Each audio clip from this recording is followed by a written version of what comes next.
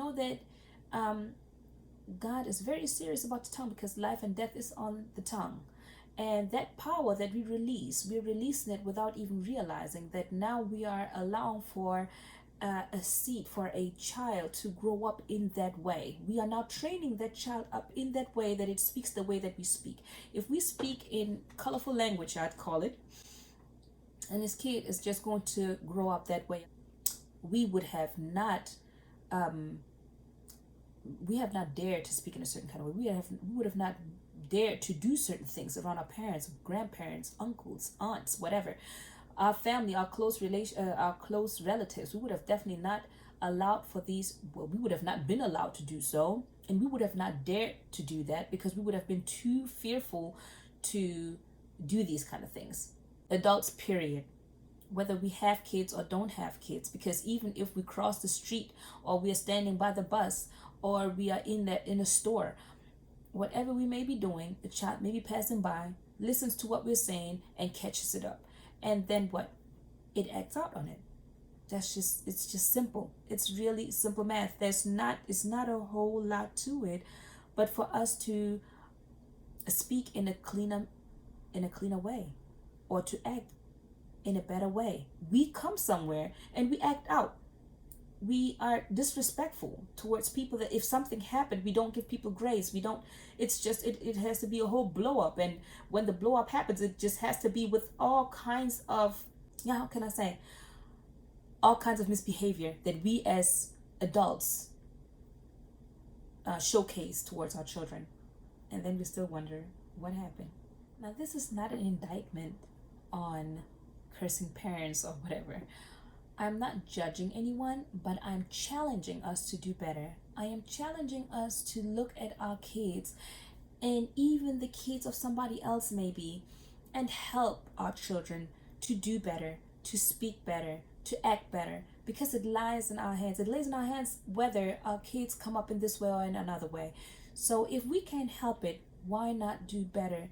And even for ourselves, it's actually best for ourselves to speak in a cleaner way, to act right, and to actually show self-control. That's the gift of the Holy Spirit, right? That's the gift of the Spirit, for us to have self-control. And if we act with self-control, our children will learn how to be in control of themselves, because they allow the Holy Spirit to move, instead of thinking that every emotion has to be acted on or acted upon. Okay, so I think that we really should be doing, as adults, period, I challenge us to do a better job at this, because it's not just having children, but it's also, how do I raise this child? Where is this child going? What is this child going to be? Am I giving it the best and most effective foundation? Because let's be clear, if we don't, then we are complicit in this problem that we are seeing right now in society. And we also have to bear in mind that God gave us these children to raise them up in the way that He wants us to raise them up, not the way that we feel like we want to raise them up. So actually, we give them back to our Father, so that we can receive our understanding on how to teach them. So we will never know how to train up a child in the way he should go if we don't ask the Father for those ways. So as I said, this is not an indictment on the parents or on adults that don't act right, but it's a challenge to do better. Let us help our children to do better, to get stronger in the ways of the Lord. That actually should be the first thing that we teach our children. I hear people saying that the ways of the Bible, they don't care for them, or they don't feel like this is the platform or the foundation that they want to raise their children by. But if they really thought about it, then they would see that the Holy Spirit is giving us so many beautiful teachings in the Bible, that we are out for success if we kept them. If we only kept what the Bible says, because the Bible speaks about love first and foremost, but also discipline. Everything has its ramifications, everything has its limitations, everything has boundaries, right?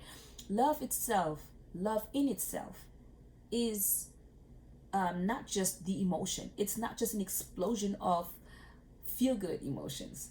it is the beauty, and it is also the discipline, because when both come together, then there's balance, and there must be balance in everything. Whatever we do, we must be balanced out in it.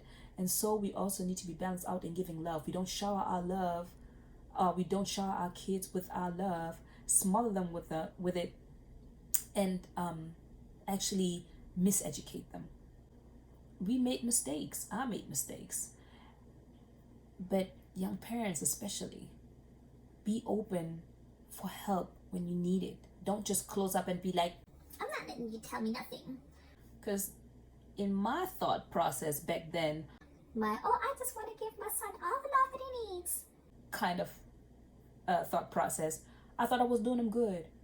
But no, I was actually fostering a behavior that was later on going to become a monster had I proceeded with that kind of behavior, had I proceeded with that kind of education, had I proceeded with that kind of upbringing. So I was open for help. I was open for this type of criticism to correct that kind of thought process and way.